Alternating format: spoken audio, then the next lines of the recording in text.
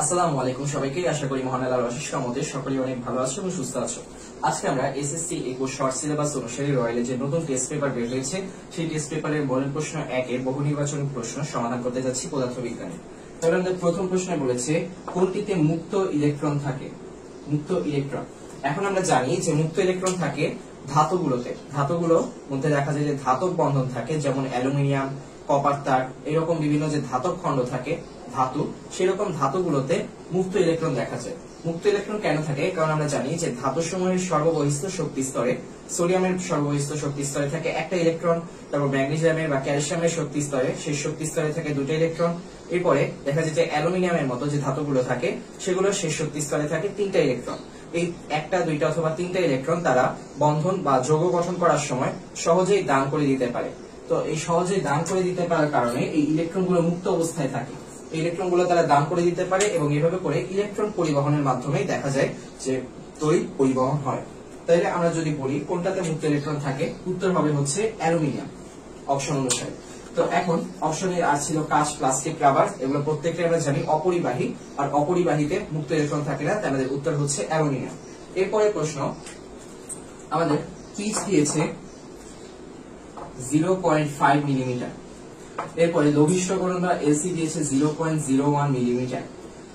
এখন আমাদের প্রশ্নটা হচ্ছে তারের ব্যাস পাওয়া গিয়েছে 7.28 মিলিমিটার। আচ্ছা, এখন আমাদের প্রশ্ন বৃত্তাকার স্কেলের ঘরের সংখ্যা কত। আমরা জানি যে এলসি হচ্ছে পিচ ডিভাইডেড বাই বৃত্তাকার স্কেলের ঘর সংখ্যা। তখন বৃত্তাকার স্কেলের ভাগ সংখ্যা হচ্ছে পিচ ডিভাইডেড বাই এলসি। এটাকে এই পাশে নিয়ে আসলাম। এখন পিচের মান হচ্ছে 0.5 আর নিচে এলসি এর মান 0.01, দুটো ভাগ করতে থাকে 50। তাহলে আমাদের বৃত্তাকার স্কেলের ভাগ সংখ্যাটা পেয়ে গেলাম 50। তো এটা ছিল সহজটা। এর পরের প্রশ্নে সবাই ধরা হয়। তো এবারে পরের প্রশ্নটা কি, তারের ব্যাস মাপার জন্য বৃত্তাকার স্কেলকে কয়বার ঘোরাতে হবে। যখন বৃত্তাকার স্কেলকে একবার ঘোরালে এর যে সরণটা হয় সেটাই হচ্ছে পিচ। বৃত্তাকার স্কেলকে একবার ঘোরালে, তাহলে একবার ঘোরালে সরণ হয় 0.5 মিলিমিটার। 0.5 মিলিমিটার সরণ হয় একবার ঘোরালে। 1 মিলিমিটার সরণ হবে 1 ডিভাইডেড বাই 0.5 বার ঘোরালে। এই যে ঐকিক নিয়মে নিয়ে আসলাম। এরপরে আমাদের যেটা দরকার 7.28 মিলিমিটার সরণ হবে কখন। 7.28 মিলিমিটার সরণ হবে হচ্ছে 1 ডিভাইডেড বাই 0.5 টাইমস 7.28। তো এখন এটা ভাগ করার পরে 14 পয়েন্ট সামথিং আসবে। 14 পয়েন্ট সামথিংটা আমাদের দরকার নেই, আমাদের দরকার হচ্ছে 14।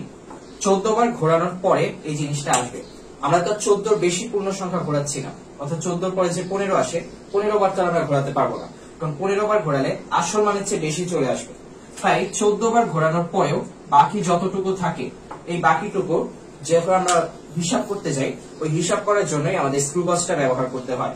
স্ক্রুগজের যে লঘিষ্ঠকরণ থাকে, এই লঘিষ্ঠকরণের সাথে অতিক্রান্ত ঘর সংখ্যা যখন গুণ করব তখন আমরা এই পার্টটা পাবো। আর এই পার্টটা কখন পাচ্ছি, এই পার্টটা পাচ্ছি হচ্ছে এই যে এই পিচটা আর এটা হচ্ছে গুণ করছি। পিচটাকে আমরা নিচে নিয়ে এসেছি আর এটাকে তার সাথে গুণ করছি, কারণ পিচটা হচ্ছে একবার ঘোরালে কতটুকু অতিক্রম করে। তারপর হচ্ছে এখান থেকে আমরা আসল যে দৈর্ঘ্য ছিল, আসল দৈর্ঘ্যটা নিয়ে এসেছি, তারপর এটার সাথে আসল দৈর্ঘ্যটা গুণ করে পাচ্ছি 14। তো এটা খালি সাধারণ ঐকিক নিয়ম দিয়ে আমরা করে ফেলতে পারি। তাহলে 14 পয়েন্ট সামথিং ছিল, তার মানে 14 বার অতিক্রম করবে।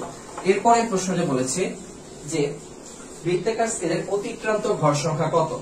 তো এখন এই যে লঘিষ্ঠকরণটা হচ্ছে এক ঘর অতিক্রম করলে, বৃত্তাকার স্কেল যদি এক ঘর অতিক্রম করে তাহলে আমরা এই লঘিষ্ঠকরণটা পাই। তাই 0.01 পাওয়া যায় হচ্ছে এক ঘর অতিক্রম করলে, এক পাওয়া যায় হচ্ছে 1 ডিভাইডেড বাই 0.01 ঘর অতিক্রম করলে, আর 7.28 মিলিমিটার পাওয়া যায় হচ্ছে 1 ডিভাইডেড বাই 0.01 টাইমস 7.28 ঘর অতিক্রম করলে। তাহলে এই দুইটা গুণ করার পরে আমরা পাবো 728, আর এই 728 হচ্ছে এই অতিক্রান্ত ঘরের সংখ্যা 728। তাহলে এটাই ছিল আমাদের দ্বিতীয় প্রশ্ন, অনেক সহজ পুরো আসলো। এরপরে 3 নাম্বার, তারের ব্যাস মাপার জন্য। আচ্ছা 3 শেষ, 3 এর পরে 4 নাম্বার।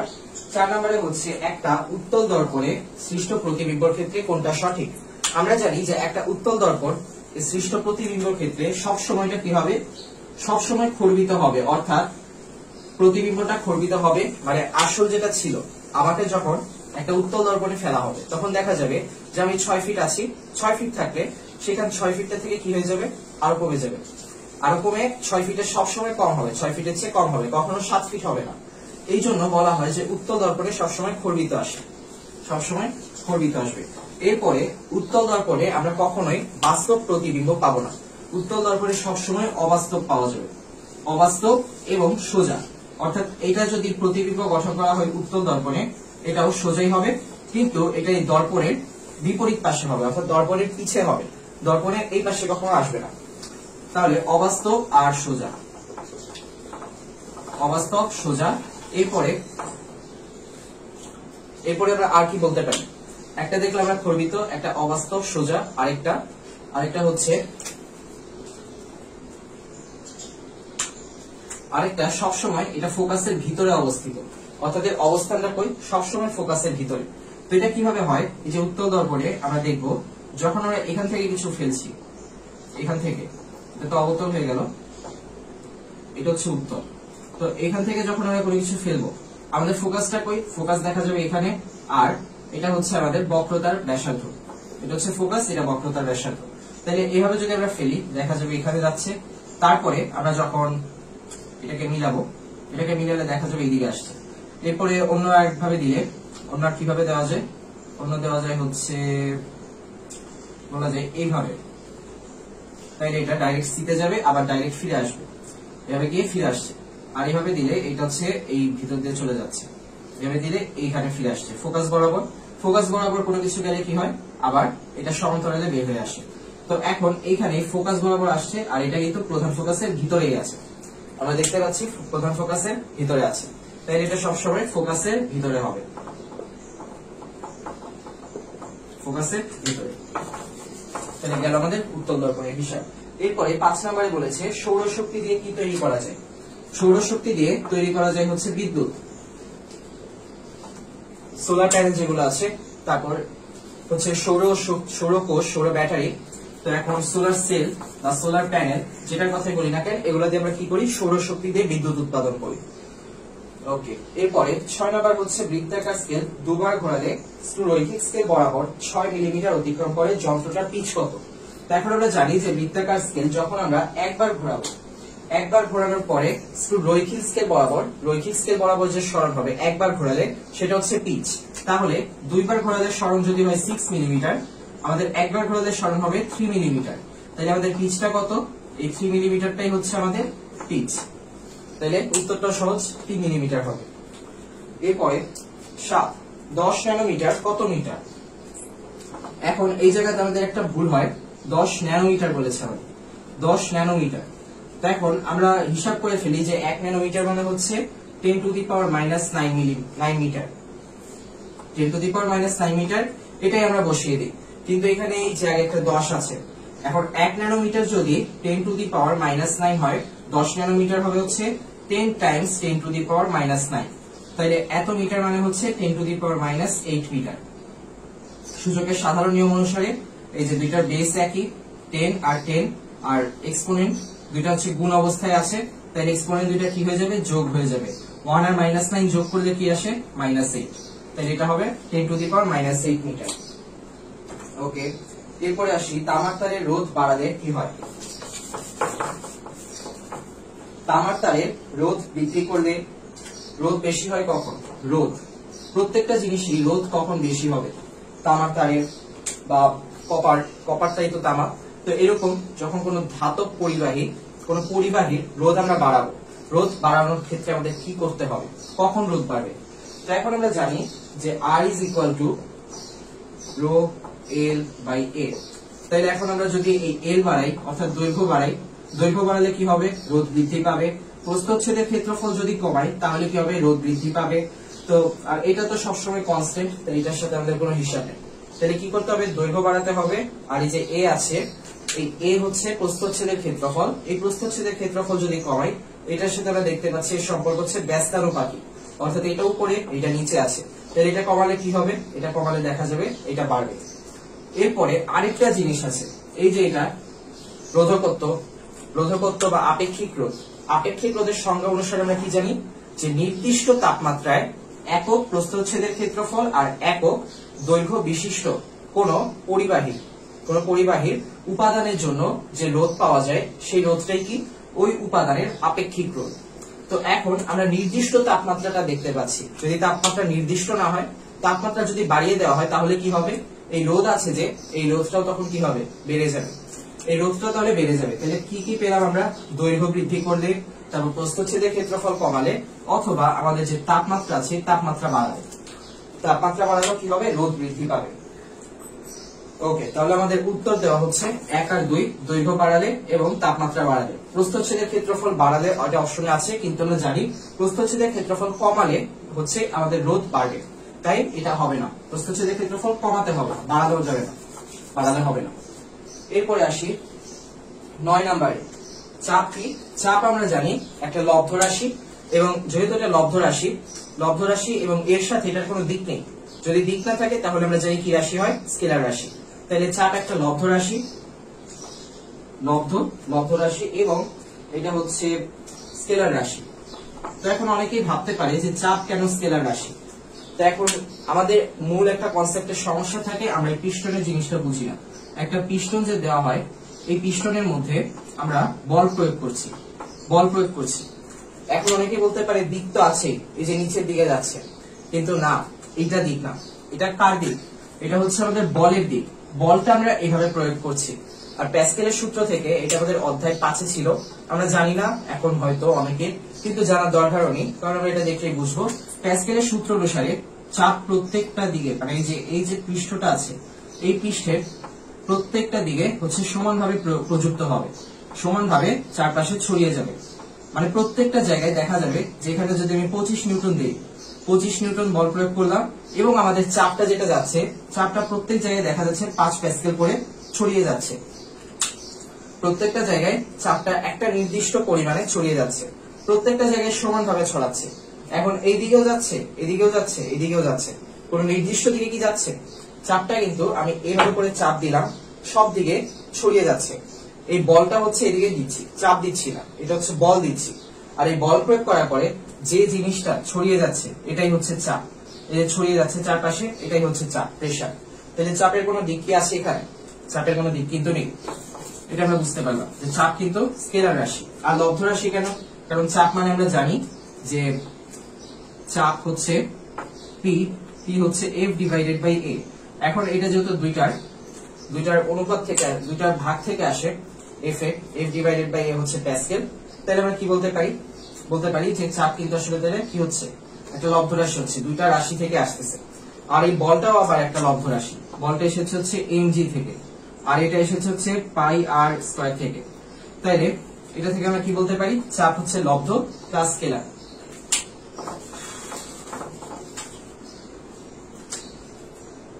আর এরপরেরটাই হচ্ছে করিমতার বিদ্যালয়ের বার্ষিক ক্রীড়া প্রতিযোগিতায় 30 মিটার ব্যাসার্ধের একটা বৃত্তাকার ট্র্যাক একবার ঘুরে আসলো। তো এখন এখানে মজার অনেক ডিটেল দিয়ে দিয়েছে, কিন্তু বলে দিয়েছে যে সে এই ট্র্যাক থেকে যে শুরু করেছে, এটা কয়বার, একবার ঘুরে এসেছে। তাহলে আমরা জানি একবার ঘুরে আসতে সরণ কি, আদি বিন্দু বিয়োগ শেষ বিন্দু, শেষ বিয়োগ মানে তার শেষে যে অবস্থানটা আছে, এই শেষ অবস্থান থেকে আদি অবস্থান বিয়োগ করলে যেটা পাওয়া যায়, এটা যদি এ হয়, সেই থেকে শুরু করে এ তেই এসেছে, শেষ অবস্থান এ, আগের অবস্থানও এ, বিয়োগ করলে কি হচ্ছে 0, তাহলে তার সরণ কত, 0। এইভাবে আমাদের ফ্যান, বাসায় যে ফ্যান ঘুরে, একবার ঘুরলে, কোনো কিছু যদি একবার ঘুরে আসে, বৃত্তাকার পথ হতে পারে, এভাবে হতে পারে, এভাবে ঘুরে আসলো, অথবা এইভাবেও হতে পারে, এইভাবে ঘুরে এই বিন্দু থেকে শুরু করেছে, এখানে ফিরে আসলো। প্রত্যেকটা ক্ষেত্রে সরণ কত হবে, 0 হবে, প্রত্যেকটা ক্ষেত্রে সরণ 0। তাহলে আমি একটা মজার অঙ্ক পেয়েছিলাম, এই মজার অঙ্কটা তোমাদের দিই। এখন এই অঙ্কটা হচ্ছে এরকম একটা বৃত্তাকার পথ আছে বা কিছু একটা আছে। তো এখন এই জায়গা থেকে যাত্রা শুরু করলো, এই জায়গা থেকে যাত্রা শুরু করে সে 210 ডিগ্রি আসলো, 210 ডিগ্রি চলে আসলে হয়। এই 210 ডিগ্রি আসায় তার যে সরণটা হবে এই বরাবর, এই সরণটা কত হবে, এই যে এটা এ হলে এটা যদি বি হয়, তাহলে এই বরাবর তার সরণ কত, এটা বের করতে হবে।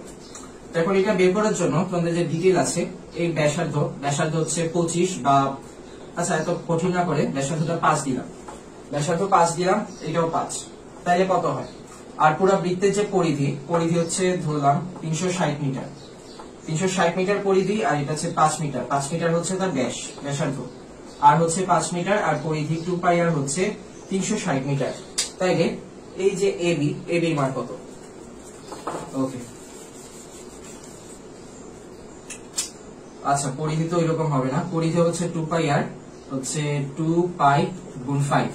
ওকে সরি, তাহলে আর হচ্ছে 5 ছিল, ওই তো এইভাবে ধরে করে ফেলো। তাহলে এরপরেরটাই চলে আসি। এরপরে যেটা বলেছে, সমতল দর্পণে সৃষ্ট প্রতিবিম্বের ক্ষেত্রে কোনটি সঠিক? সমতল দর্পণে প্রত্যেকটা ক্ষেত্রে আমরা দেখতে পাই, আমি এখানে দাঁড়িয়ে আছি, তাহলে আয়না যদি এখানে থাকে 2 মিটার দূরে, তাহলে আমার প্রতিবিম্ব আয়না থেকে কত দূরে থাকবে? 2 মিটার দূরে। তাই আমি আয়না থেকে যতখানি দূরে আছি, আমার যে প্রতিবিম্ব বা ইমেজ সেটাও আয়না থেকে ততখানি দূরে থাকবে। আমি 2 মিটার দূরে আছি, সেটাও 2 মিটার দূরে থাকবে। অর্থাৎ প্রত্যেকটা ক্ষেত্রেই বস্তু এবং বিম্ব আয়না থেকে বা দর্পণ হতে সম দূরত্বে অবস্থান করে। তাহলে প্রথমটা সঠিক। এরপর স্থির অবস্থান থেকে বিনা বাধায় পড়ন্ত বস্তুর ক্ষেত্রে নির্দিষ্ট সময়ে প্রাপ্ত বেগ ওই সময়ের সাথে কি সম্পর্ক? সমানুপাতিক। v is proportionate to t। ওইখান থেকে সূত্রটা আসে v is equal to u plus gt। এটা হচ্ছে পড়ন্ত বস্তুর সূত্র।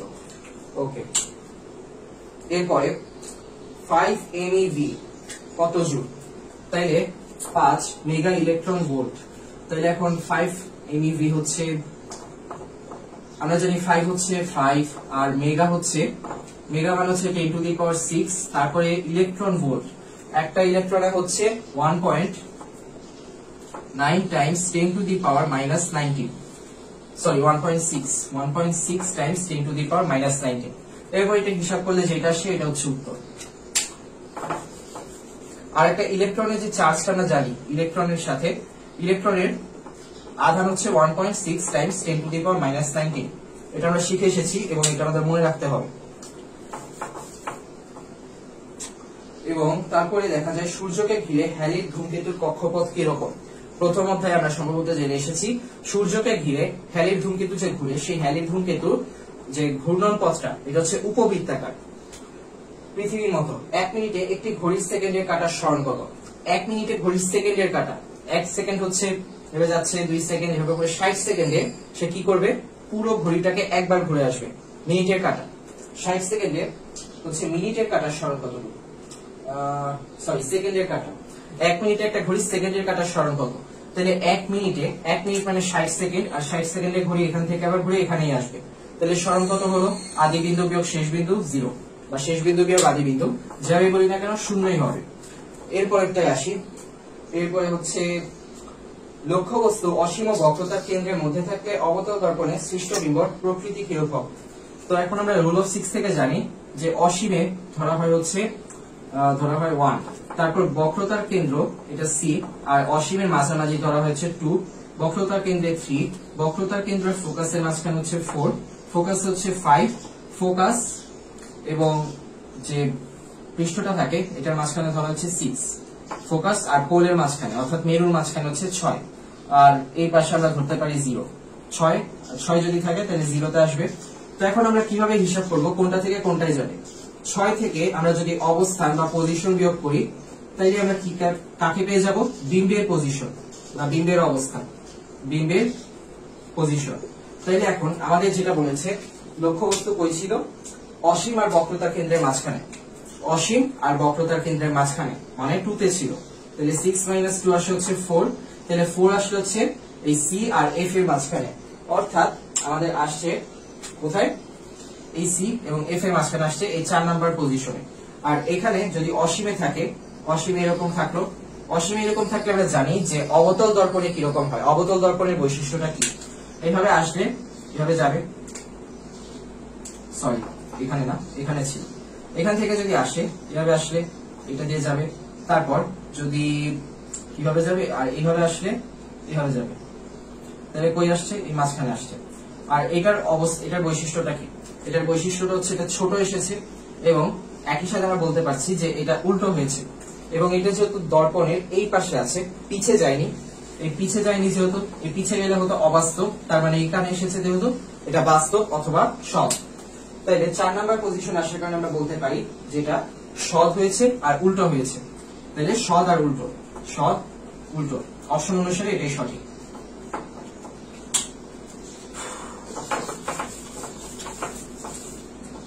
এরপরেরটাই আসি। অবতল দর্পণে একটা পাথরকে সুতো দিয়ে বেঁধে মাথার উপর ঘোরাতে থাকলে, একটা পাথরকে আমি সুতো দিয়ে বেঁধে যদি মাথার উপর ঘোরাতে থাকি এইভাবে, তাহলে কি হবে? তাহলে প্রত্যেকটা সেকেন্ডে দেখা যাচ্ছে এটা ঘুরছে ঘুরছে, এবং এটা যদি সমবেগেও ঘোরানো হয়, সমবেগে ঘুরেছি মনে করো প্রত্যেক সেকেন্ডে এটা 5 মিটার পার সেকেন্ড, মানে প্রত্যেকটা সেকেন্ডে এটা 5 মিটার করে যাচ্ছে, অর্থাৎ এর যে গতি, এই গতি বা বেগ যেটা, এই সমবেগটা হচ্ছে 5 মিটার পার সেকেন্ড সমবেগ। তো এখন এই বেগটা কি হচ্ছে, প্রথম সেকেন্ডে এখানে আছে, দ্বিতীয় সেকেন্ডে এখানে, তৃতীয় সেকেন্ডে এখানে, চতুর্থ সেকেন্ডে এইভাবে, পঞ্চম সেকেন্ডে এইভাবে, প্রত্যেকটা মুহূর্তে এটার দিক পাল্টে যাচ্ছে। এখন আমরা জানি যে কোনো বেগের যদি দিক পাল্টে যায় তাহলে সেই বেগটা কি সমান থাকবে? বেগ যেহেতু একটা ভেক্টর রাশি, এটার মান এবং দিক উভয়ের উপর নির্ভরশীল। যদি দিক পাল্টাতে থাকে কিন্তু মান সমান থাকে, তাও কিন্তু বেগের কি হচ্ছে, পরিবর্তন হচ্ছে বা চেঞ্জ হচ্ছে। আর আমরা জানি বেগের পরিবর্তন মানে কি, ত্বরণ। তার মানে এখানে আসলে কি হচ্ছে, সমবেগ কি থাকছে? সমবেগ থাকছে না, এটা ত্বরণ হচ্ছে, অর্থাৎ বেগটা সমান থাকছে না, বেগ পাল্টাচ্ছে, প্রত্যেকটা মুহূর্তে এই বেগ পাল্টাচ্ছে। তো এখন এটার কি হবে, ক্রমাগত দিক পরিবর্তন হবে এবং এর ত্বরণ হবে। সমবেগ কিন্তু থাকবে না, বেগের মান সমান কিন্তু দিক সমান না। মান আর দিক দুটোই যদি সমান হতো তাহলে সমবেগ হতো, কিন্তু এর মান সমান, দিক পাল্টাচ্ছে, তাহলে এটা কি সমবেগ হবে? সমবেগ হবে না, তাহলে এটা ত্বরণ হচ্ছে এবং ক্রমাগত দিক পরিবর্তন করছে। এরপর অবতল দর্পণে সৃষ্ট প্রতিবিম্ব কিরকম হতে পারে? অবতল দর্পণে সৃষ্ট প্রতিবিম্ব হতে পারে বাস্তব আর উল্টা, অবশ্যই। এরপরে আর কি কি আছে, অবাস্তব আর সোজা, এটাও হতে পারে। এরপরে লক্ষ্যবস্তুর সমান, এটাও হতে পারে। যখন আমরা সিতে রাখবো, সিতে রাখলে দেখা যাবে যেখান দিয়ে আসছে এখানে ফিরে আসছে, অর্থাৎ এইভাবে দিলে এইভাবেই আসবে। তাহলে এটা এইখানে যদি লক্ষ্যবস্তু হয়, এখানে হবে কি, এখানে হবে হচ্ছে তার যে প্রতিবিম্ব, সেই প্রতিবিম্বটা একদম ডাইরেক্ট নিচে আসবে। তো এটা আমরা কয়েকবার অনুশীলন করে দেখতে পারবো যে আমাদের প্রায় মনে থাকছে যে সিতে রাখলে কি হবে, এফ এ রাখলে কি হবে, এফ আর সি মাঝখানে রাখলে কি হবে, অসীমে কি হবে, অসীম আর সি মাঝখানে রাখলে কি হবে। কয়েকবার আমাদের এই রশ্মি চিত্রগুলো আঁকার অনুশীলন করতে হবে, তাহলে আমরা এমসিকিউ তো অনেক সুবিধা করতে পারবো। আর সিকিউ গুলো তো দেখা যাবে যে টাইনা টুইনা যে মিলাইতে হয়, এই টেনে টুনে মিলানোর যে কাজটা, এটা সহজ হয়ে যাবে। তো এরপর আমরা দেখি লক্ষ্যবস্তুর সমান হতে পারে, এই সিতে থাকলেই অবাস্তব আর সোজা হতে পারে। অবাস্তব আর সোজা হতে পারে হচ্ছে এফ আর পি মাঝখানে থাকলে, তখন দেখা যাবে দর্পণের উল্টো পাশে যাচ্ছে, তার মানে অবাস্তব, এবং সহজ মানে সোজা হচ্ছে, অর্থাৎ ডাইরেক্ট উপরে উঠে যাচ্ছে, তাহলে কি সোজা। এখানে উপরে ছিল, এখানে উপরে উঠছে, সোজা। আর তারপরে বাস্তব আর উল্টা হতে পারে, এই পাশের সবগুলোর জন্য F R C, F R P মাঝখানে ছাড়া বাকিগুলোর জন্য কি হয়, উল্টো হয়। এই পাশে আসছে অর্থাৎ বাস্তব কিন্তু উল্টো। ওকে, এরপর একটাই যে নবায়নযোগ্য শক্তির উৎস কোনগুলো, জোয়ার ভাটা, বায়োগ্যাস, সমুদ্র স্রোত, তিনটাই হতে পারে। এরপরে শক্তির একক কোনটি? শক্তির একক হচ্ছে, শক্তির একক is equal to M C square. তো এম হচ্ছে কেজি আর সি স্কোয়ার হচ্ছে, সি হচ্ছে বেগ, আলোর বেগ, তাহলে আলোর বেগ মানে মিটার পার সেকেন্ড, আর এটার স্কোয়ার, তাহলে এটা কি হয়, KG metre square per second square. তাহলে এটা হচ্ছে আমাদের ঘ। ওকে, এরপরে একটা বস্তুর দৈর্ঘ্য আর উত্তল দর্পণের বিবর্ধন। বস্তুর দৈর্ঘ্য দেওয়া হচ্ছে, বস্তুর দৈর্ঘ্য কত, 0.5 মিলিমিটার, আর বিবর্ধন হচ্ছে 0.2। তাহলে আমরা জানি যে বিবর্ধন মানে হচ্ছে এল প্রাইম, অর্থাৎ প্রতিবিম্বের দৈর্ঘ্য ডিভাইডেড বাই এল মানে বস্তুর দৈর্ঘ্য। এখন এম বা বিবর্ধন দেওয়া হচ্ছে 0.2 আর বস্তুর দৈর্ঘ্য দেওয়া আছে 0.5। আমাদের দরকার এই বিম্বের দৈর্ঘ্য, তাহলে এই 0.5টা আমি এই পাশে নিয়ে আসি, গুণ করে দিই, 0.5 গুণ 0.2 আসে 0.1 is equal two L prime. তাহলে 0.1 মিটার হচ্ছে প্রতিবিম্বের দৈর্ঘ্য। এরপরে আমাদের একটা চিত্র দিয়েছে,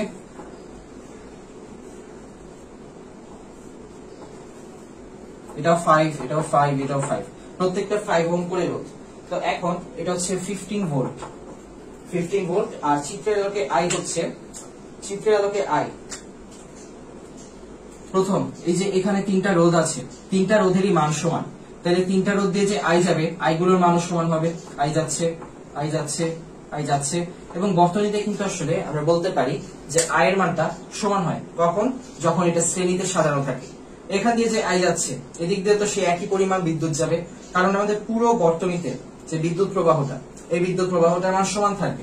যদি এখানে এমন হতো যে একটা সমান্তরাল বর্তনী আছে, তাহলে দেখা যেত যে এই টোটাল আইটা, বর্তনীর টোটাল বিদ্যুৎ প্রবাহটা দুই ভাগ হয়ে যাচ্ছে, দুই ভাগ হওয়ার পরে আবার নিচে এসে যেখানে সমান্তরাল বর্তনীটা শেষ হয় ওখানে মিলে I1 প্লাস I2 আবার সেই আইটাই হচ্ছে, সেই একই বিদ্যুৎ প্রবাহ আবার ফিরে আসছে।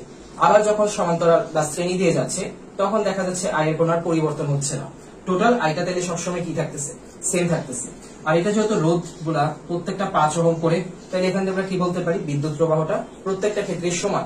আর আমরা এটা মনে রাখবো যে সমান্তরালতা যখন শ্রেণীতে থাকবে, শ্রেণী সমবায় রোধ থাকবে, তখন প্রত্যেকটা ক্ষেত্রে কি হবে, আই অর্থাৎ বিদ্যুৎ প্রবাহটা সমান হবে। ওকে, পরে যেটা রোধ ত্রয় বিদ্যুৎ প্রবাহ একই, বিভব পার্থক্য একই। বিভব পার্থক্য কিন্তু একই হবে, কারণ এখানে প্রথমটা বিভব পার্থক্য হচ্ছে V1 হচ্ছে I1 R1, V2 I2 R2, তারপর V3 I3 R3। তো এখন আই গুলো আমরা জানি যে শ্রেণীর ক্ষেত্রে সবগুলাই আই সমান আই সমান আই সমান। এখন তাইলে আমাদের এই বিভব পার্থক্যের মানটা কিসের উপর নির্ভর করছে, আর এর উপর। আর এটাও 5, এটাও 5, এটাও 5, প্রত্যেকটাই 5, তাহলে তিনটাই কি হবে, সমান। তাহলে এখানে বিভব পার্থক্য কিন্তু সমানই হবে। ওকে, এরপরে আমরা আসি তুল্য রোধ 15 ওহম। তো এখন তুল্য রোধটা কিভাবে বের করব, প্রথমে এই তিনটা যোগ করব। তুল্য রোধ হচ্ছে 5 5 5 15 ওহম। ওকে, তাহলে হয়ে গেল। বর্তনীতে তড়িৎ প্রবাহের মান কত, আমরা আর পেলাম 15 ওহম, ভি হচ্ছে 15 ওহম, আই হচ্ছে V divided by R, 15 divided by 15 মান হচ্ছে 1 এম্পিয়ার, 1 এম্পিয়ার। তাহলে আমাদের বর্তনীতে তড়িৎ প্রবাহের মান 1 এম্পিয়ার। কোন বস্তুকে টান টান করে রাখলে, একটা ধনুক অথবা কোনো কিছুকে টান টান করে রাখলে তার মধ্যে কোন শক্তি জমা থাকে, আমরা সবাই জানি বিভব শক্তি।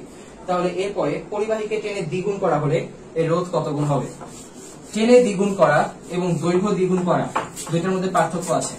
যখন আমরা টেনে দ্বিগুণ করি তখন এটাকে আটার মতো টানি, আর এই যে প্রথমে এরকম ছিল, এরকম ছিল, এখন আমরা যখন টানবো, টানলে তো এরকম আসলো, এরকম আসলো। কিন্তু যখন কোনো কিছুকে টানা হচ্ছে, টানলে এটা যে দৈর্ঘ্যটা বাড়ছে, এটা কোত্থেকে আসছে, কাউকে যদি আমরা টানি এভাবে, কাউকে যদি টানা হয়, ঠিক আছে, এটা টানলে তখন কি হবে, দেখা যাবে আমরা তো আর হুট করে দৈর্ঘ্য বাড়িয়ে দিতে পারবো না, কোনো একটা জায়গা থেকে সেটা আসতে হবে। সেই আসার জায়গাটাই হচ্ছে এই প্রস্থচ্ছেদের ক্ষেত্রফল। এই যে এইটা যে আছে প্রস্থচ্ছেদের ক্ষেত্রফল, এটা কি হয়ে যাবে তখন, এইটা যদি কমিয়ে ফেলি, এটা যদি কমিয়ে ফেললে কি হবে, এই এক্সট্রা পার্টটা যে আছে উপরে সেটাকে আমরা এই পাশে নিয়ে আসতে পারবো টেনে, অথবা এই পাশে নিয়ে যেতে পারবো টেনে। অর্থাৎ তখন এটাকে দৈর্ঘ্য বাড়ানো যাবে যদি প্রস্থচ্ছেদের ক্ষেত্রফলটা কমিয়ে ফেলা হয়। যদি আজকে আমার কথা বিশ্বাস না হয়, কোন একটা আটা বা রাবার নিয়ে নিজেই চেষ্টা করে দেখতে পারো, এরকম মোটা একটা রাবার টানার পর দেখা যাবে চিকন হয়ে গেছে, কিন্তু দৈর্ঘ্য বৃদ্ধি পাবে, দৈর্ঘ্য বাড়বে কিন্তু চিকন হয়ে যাবে। অনেক মানুষের ক্ষেত্রে দেখা যায় যে প্রথমে মোটা থাকে, তারপর বয়স বাড়ার সাথে সাথে হুট করে লম্বা হয়ে যায়, আর তখন দেখা যায় কি সে অনেক চিকন হয়ে গেছে। এই যে একই কেস। তো এখন এইটার ক্ষেত্রে আমরা দেখবো দৈর্ঘ্য বাড়াই দিতে হলে কি হয়। দৈর্ঘ্যটা আমরা টেনে দ্বিগুণ করলাম, অর্থাৎ এটা আগে ছিল এল, এল ছিল দৈর্ঘ্য, এখন হয়ে গেল 2L। তো এইটা যদি আমরা দ্বিগুণ করতে যাই তাহলে আমাদের প্রস্থচ্ছেদের ক্ষেত্রফল কি করতে হবে, অর্ধেক করতে হবে। তাহলে এখন যে প্রস্থচ্ছেদের ক্ষেত্রফল এটা হচ্ছে হাফ এ। তাইলে এখন আমরা জানি আর ডিভাইডেড বাই আর হচ্ছে, আর এর মানটা কি, আর এর মানটা হচ্ছে রো এল বাই এ। তাইলে এখন এল বাই এ ছিল প্রথমটায়, এটাও রো এল বাই এ, এটাও রো এল বাই এ। তাইলে এটা কেটে দিলাম, এটাও কেটে দিলাম। এখন এটা R1 R2 L1 A1 L2 A2। তাহলে এই A2 টা উপরে যাবে, এই A1 টা নিচে আসবে, A2 L1, এটাও কি A1 L2। তাইলে এখন যে জিনিসটা হবে, L1 এর মানটা কি, আগে যেটা ছিল A2 এর মানটা হয়ে যাচ্ছে হাফ A1, আর L1 এর মানটা হয়ে যাচ্ছে হচ্ছে যেটা ছিল L2 এর মান হয়ে যাচ্ছে 2L2, সরি 2L1, L1 এর চেয়ে দ্বিগুণ হয়ে যাচ্ছে। এটা L1 ছিল, এটা 2L1 হয়ে গেল। তো এখন এখান থেকে আমরা বলতে পারি এটা এটা কাটা, এটা এটা কাটা, তাহলে হাফ ডিভাইডেড বাই 2। তাহলে এটা কিরকম আসে হিসাবটা, হাফ গুণ 2টা যদি এভাবে আনি হাফ, তাহলে 1/4। তাইলে R1 ডিভাইডেড বাই R2 হচ্ছে 1/4।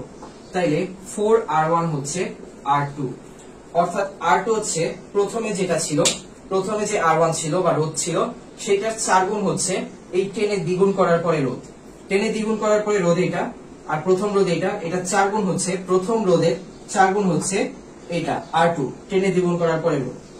আর এটা কিভাবে আসলো, আমরা বুঝতে পারলাম টেনে দ্বিগুণ করলে দৈর্ঘ্য দ্বিগুণ হবে, কিন্তু এই দৈর্ঘ্য দ্বিগুণ দৈর্ঘ্যটা কোত্থেকে এসেছে, এই প্রস্থচ্ছেদের ক্ষেত্রফল থেকে। এইটাকে যখন আমরা টেনেছি এটা কি হচ্ছে অর্ধেক হয়ে গিয়েছে, তাহলে এটা কি হচ্ছে হাফ এ। এখন আমরা খালি সূত্রটা বসিয়ে দিব, হাফ এ L1 A1 টু L1। এটা কোত্থেকে এসেছে সেটা আমরা দেখেছি, L বাই এ ছিল, এখানেও L বাই এ, এখানেও L বাই এ। তো নিচের এটা উপরে, উপরের এটা নিচে চলে আসবে, কারণ কি ব্যস্তানুপাতিক সম্পর্ক, ভাগের বেসিক উল্টে যাবে ভগ্নাংশ। তো এখন উল্টে যাওয়ার পরে এই জিনিসটা চলে আসছে। ধীরে ধীরে আমরা অঙ্ক করলেই বুঝে যাবো। তাহলে আজ এই পর্যন্তই ছিল। আল্লাহ হাফিজ সবাইকে, আসসালামু আলাইকুম।